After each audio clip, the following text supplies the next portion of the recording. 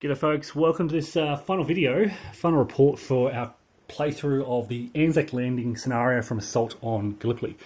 So I've been playing against my son, he was playing the Allied forces, I was the Ottoman forces, and at the towards the end of turn 4 here, the Allies have surrendered. They have been battered and bruised, and they're coming up against this very strong Ottoman line from very close to the historical position. So along Rhododendron Ridge, Battleship Hill, Baby 700. There's a bit of a foothold on Gunners Hill, which the Allies didn't hold historically. But then stretching down Third Ridge, you can see the Ottoman forces holding that Third Ridge all the way down here to the crossroads. The Ottoman forces still hold Gaba Tepe as well. Down here in the south, the Allies didn't attempt to take that this time. It's much stronger now with the revised setup rules. So yeah, basically at this point, at the end of turn 4, with the Allies absolutely battered, they have surrendered, and the Ottomans hold Gallipoli, or this area of Gallipoli, the Anzac area of Gallipoli.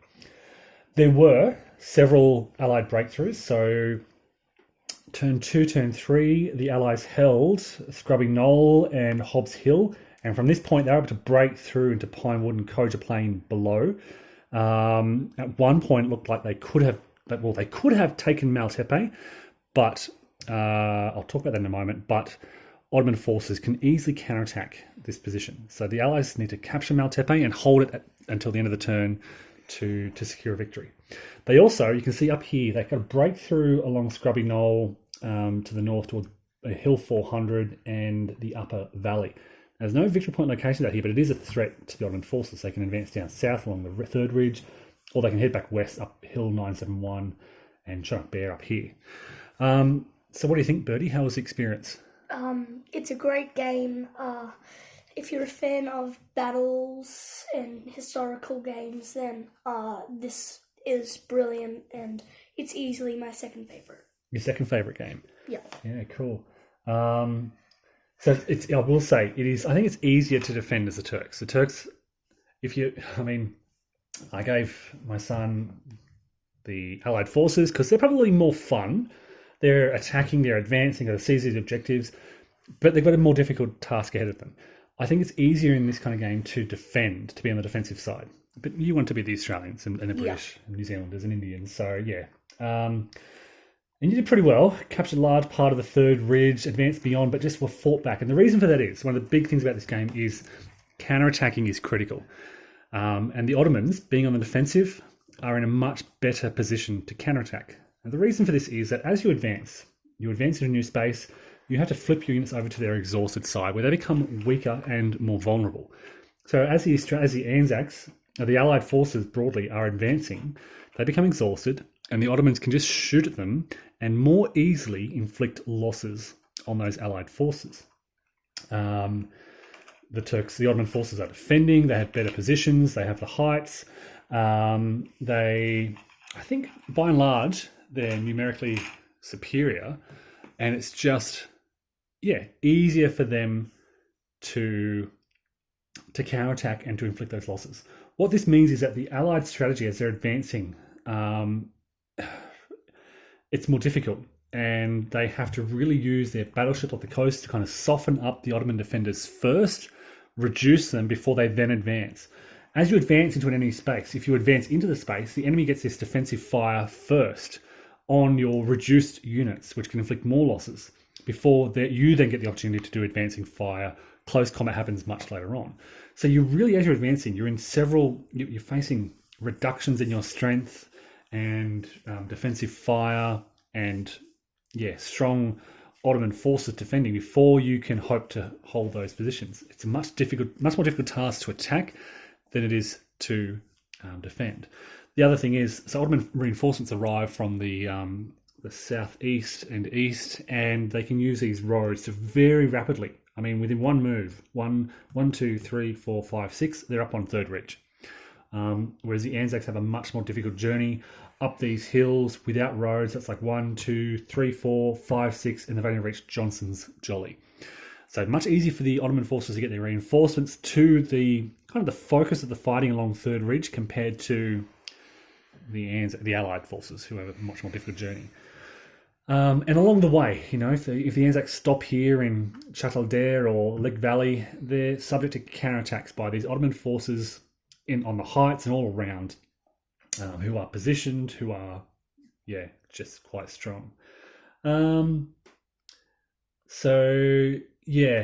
If you're introducing a new player to the game, unless they really want to play as the Allied forces, I recommend giving them the Ottoman forces. Easier to counterattack.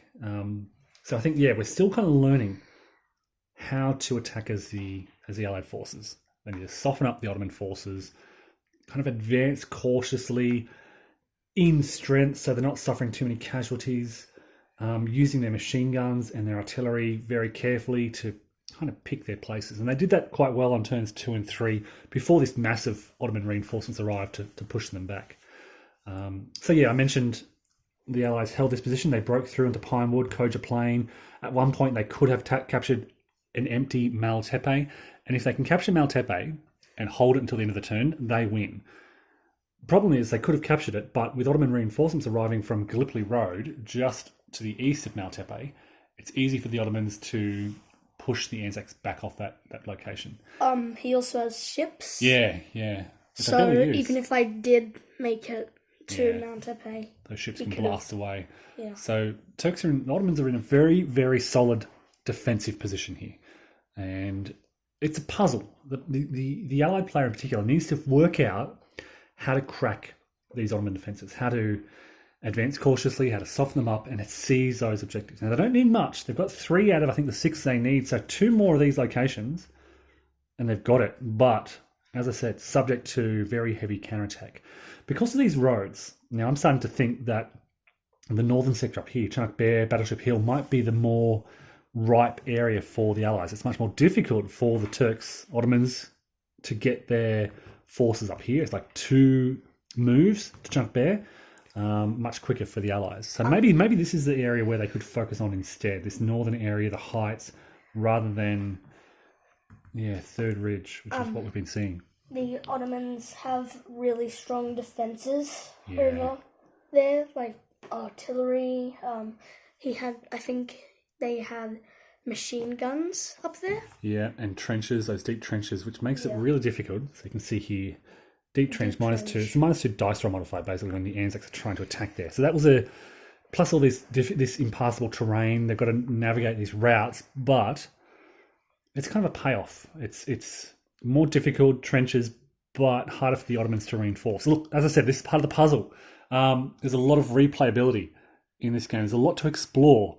Every time you play it, you're figuring out new strategies, new tactics. The action cards are fascinating. They add a lot of flavour. What do you think about these? They are absolutely brilliant.